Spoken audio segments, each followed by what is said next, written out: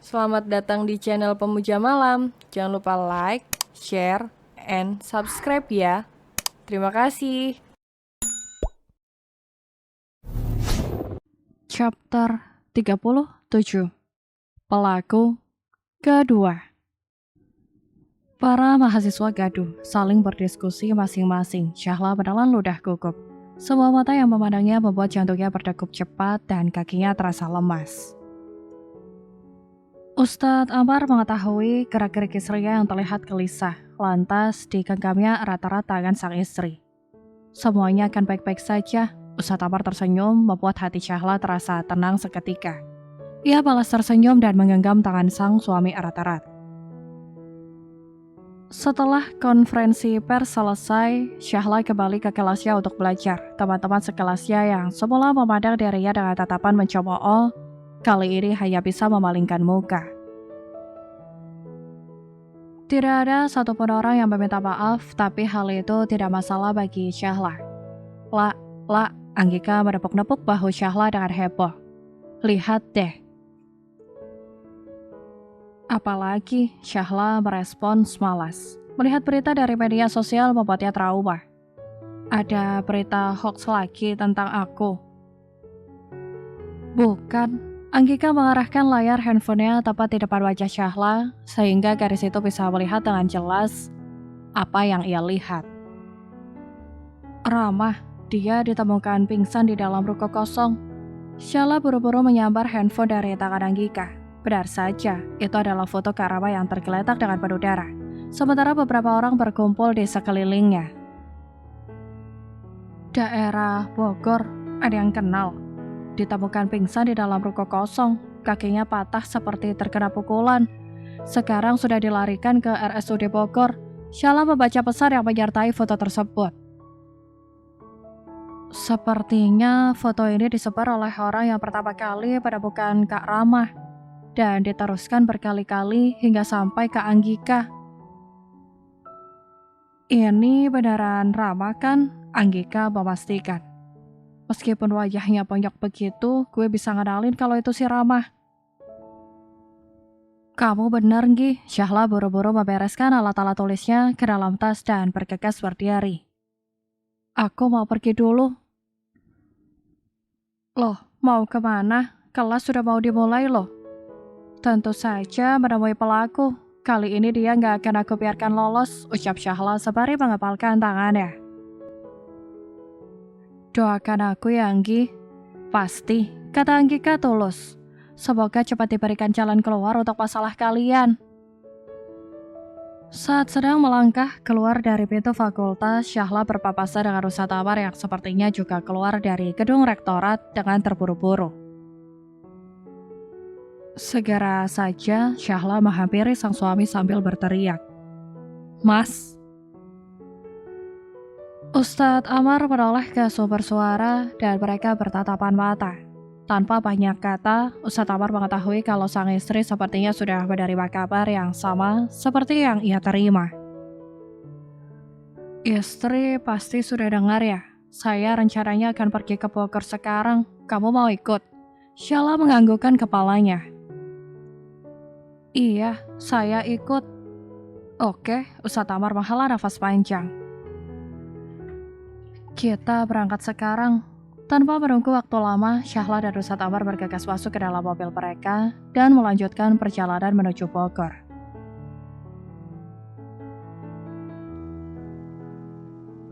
Setelah hampir 2 jam, Syahla dan Ustadz Amar sampai di RSUD yang dituju.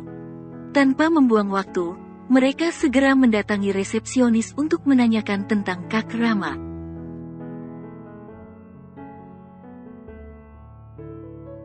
Oh, Anda berdua ini keluarganya ya? Tanya sang suster. Iya sus, bohong Ustadz Amar.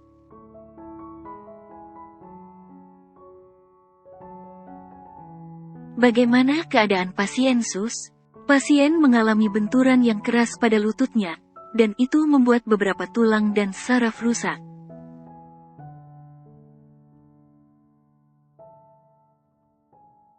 Kami sudah melakukan tindakan operasi, namun sepertinya pasien tidak bisa berjalan normal kembali. Meskipun tidak lumpuh, pasien nantinya akan berjalan pincang. Jelas sang suster, membuat Syahla dan Ustadz Amar mengangguk-anggukan kepala mereka.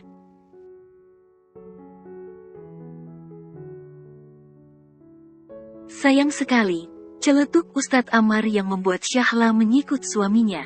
Terima kasih Sus, kalau begitu kami permisi ingin melihat kondisi pasien, pamit Syahla kemudian.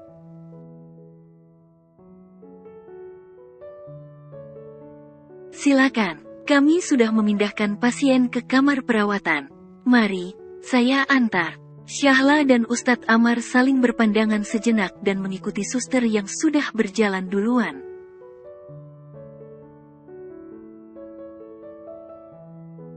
Setelah sampai di depan pintu, sang suster berpamitan dan meninggalkan mereka berdua saja di sana. Syahla berusaha menenangkan perasaannya yang bergemuruh. Ustadz Amar mengerti dan langsung menggenggam tangan sang istri.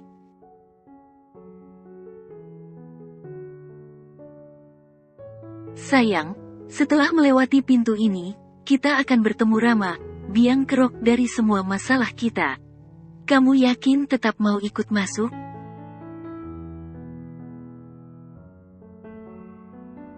Syahla menghela napas panjang, kemudian menganggukkan kepalanya yakin. Iya, saya ikut Mas. Bagaimanapun, saya akan menghadapi langsung sumber dari masalah kita.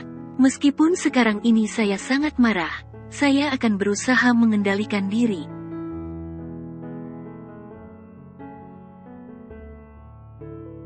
Baiklah, Ustadz Amar mengeratkan genggamannya pada sang istri. Bismillahirrahmanirrahim.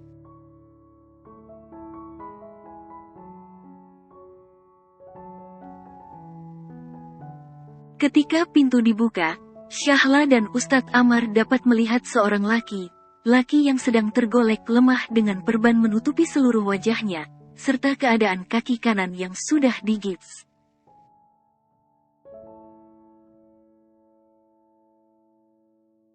Saat melihat kedatangan Ustadz Amar, Kak Rama langsung membelalakkan mata dan mencoba untuk kabur. Sayangnya keadaan kakinya tidak mendukung hal tersebut.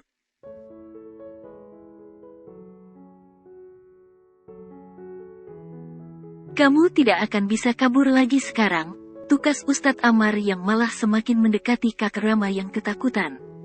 Saya butuh penjelasan kamu.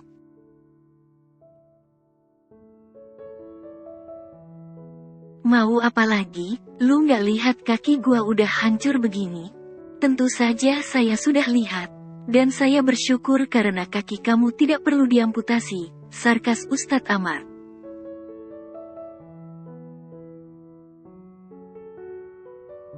Di mana kamu sembunyikan video itu? Lu nggak akan bisa menemukannya, karena gua udah nyimpen video itu di tempat yang aman.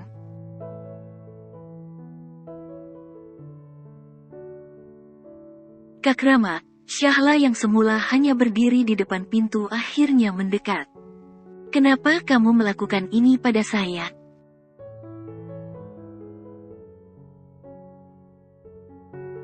Kak Rama terkejut karena tidak menyangka gadis itu akan datang. Oh Dek Lala, apa lu nggak tahu? Lu udah menyakiti gua, tentu gua harus membalasnya dengan balasan yang setimpal.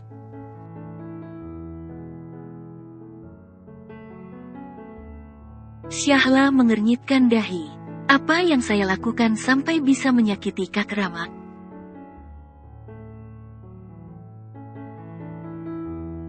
Lu udah main sama perasaan gua.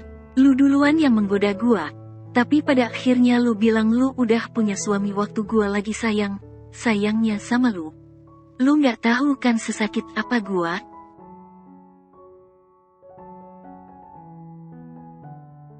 Kak, saya minta maaf kalau membuat Kak Rama salah paham. Tapi, saya sama sekali nggak pernah bermaksud untuk menggoda Kak Rama. Bukannya Kak Rama yang berusaha mendekati saya selama ini.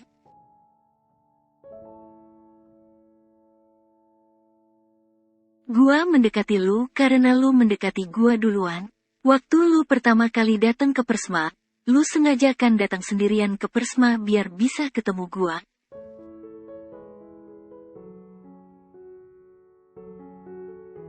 Lu juga sengaja kan datang ke sana setelah makrab biar gua bisa mengingat lu?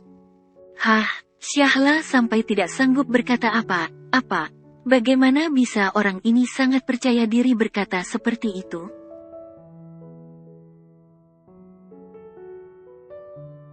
Syahla kemudian menoleh ke arah Ustadz Amar yang hanya memandanginya sambil terdiam.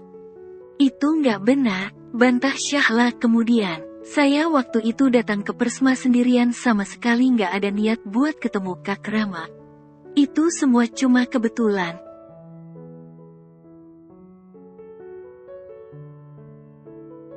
Dan kenapa saya datang ke Persma saat semua anggota sudah makrab? Yaitu karena saya baru pulang dari kampung. Terus, kenapa selama ini lu baik sama gua?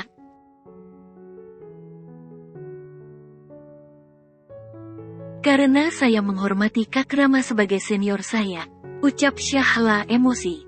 Jadi Kak Rama melakukan ini semua cuma karena hal itu, termasuk memfitnah saya pernah tidur dengan kamu di depan suami saya.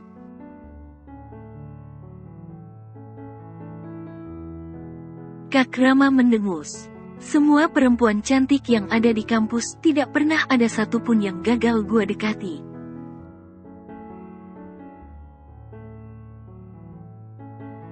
Cuma lu yang gagal, dan gua akan mencoba menyingkirkan halangan yang dapat mengganggu gua. Dengan cara memasang kamera tersembunyi dan menyebarkan fitnah, Ustadz Amar menelisik.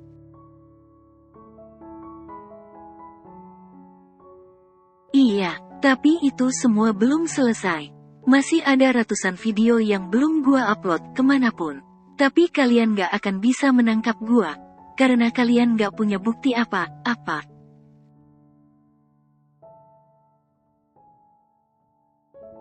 Ustadz Amar mengepalkan tangannya kuat-kuat. Kalau tidak mengingat mereka sedang berada di rumah sakit, ingin rasanya ia meninju laki itu sampai babak belur.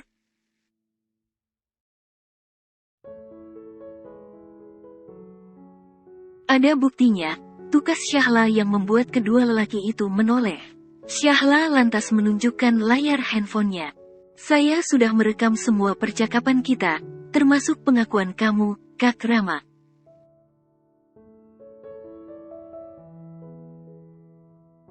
Kak Rama membelalakkan mata. Ia kemudian berusaha turun dari ranjang untuk merebut handphone Syahla. Namun, karena keadaan kakinya yang belum sembuh, Kak Rama pada akhirnya terjatuh dan menelungkup di atas lantai.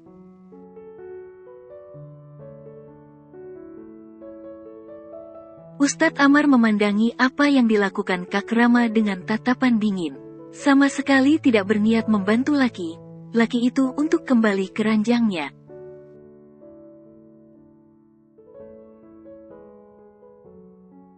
Karena sudah ada pengakuan dari kamu, sekarang saya tinggal melaporkan pada polisi. Saya pastikan kamu tidak akan bisa keluar sejengkal pun dari ruangan ini.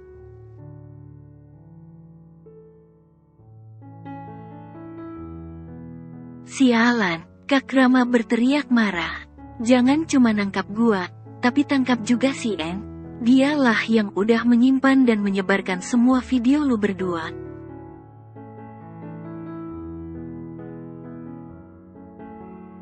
Syahla terbelalak. Kak En.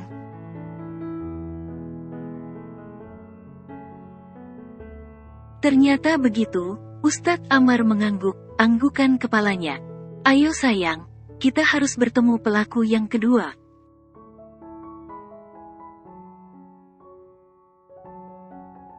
Ucap Ustadz Amar sembari meraih tangan Syahla dan mengajaknya keluar dari ruangan itu.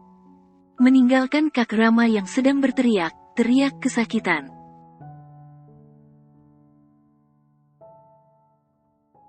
Berkat informasi yang didapatkan dari pihak kampus, Ustadz Amar dapat menemukan alamat rumah Kak En yang ternyata berada di Depok.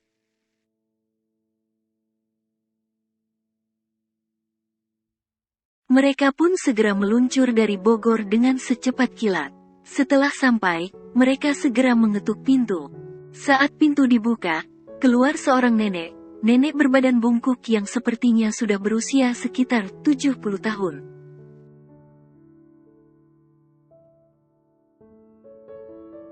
Nyari siapa nak? Tanya nenek itu dengan wajah keheranan. Kami temannya Kak Enek, Syahla menjawab ramah.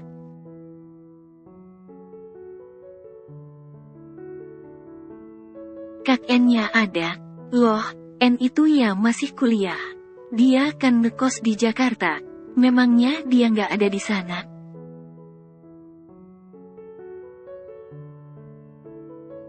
Syahla dan Ustadz Amar berpandangan sejenak. Sepertinya nenek ini tidak mengetahui apa yang sudah terjadi pada cucunya.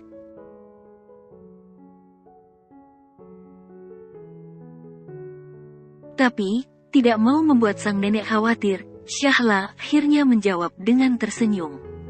Ah, kami ini temannya dari luar kota Nek. Kami kira Kak N masih tinggal di sini sama nenek. Kalau gitu, nenek tahu nggak alamat kosannya?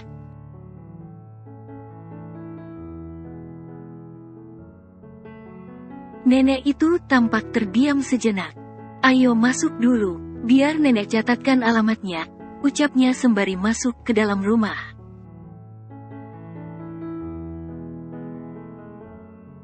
Syahla dan Ustadz Amar kemudian mengikuti nenek itu dan duduk di sebuah sofa reyot yang berada di ruang tamu.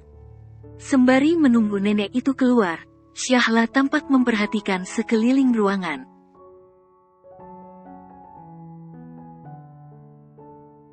Terdapat beberapa foto anak kecil perempuan yang cantik. Dari wajahnya sepertinya itu adalah Kak N. Ada juga foto Kak N bersama sang nenek ketika masih muda. Yang membuat Syahla penasaran, kenapa tidak ada foto orang tua Kak N?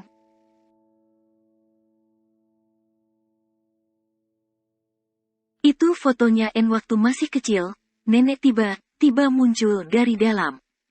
Cantik sekali ya, dia ini adalah cucu nenek yang paling pintar.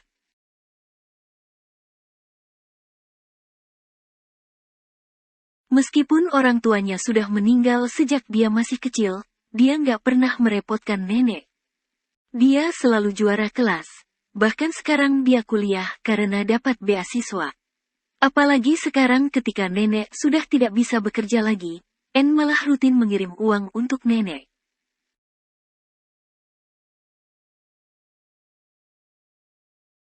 Syahla dan Ustadz Amar saling berpandangan mendengar penjelasan si nenek. Jelas Kak N tidak memberitahukan kondisinya pada neneknya sendiri. Karena sepertinya si nenek masih belum tahu kalau Kak N hamil dan di drop out dari kampus.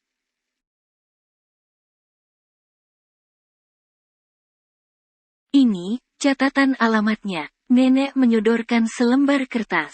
Maaf nenek nggak bisa menyuguhkan apa-apa. Cuma teh manis ini yang nenek punya.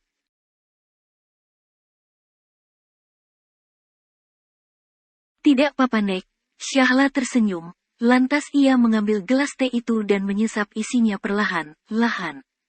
Begini juga enak kok.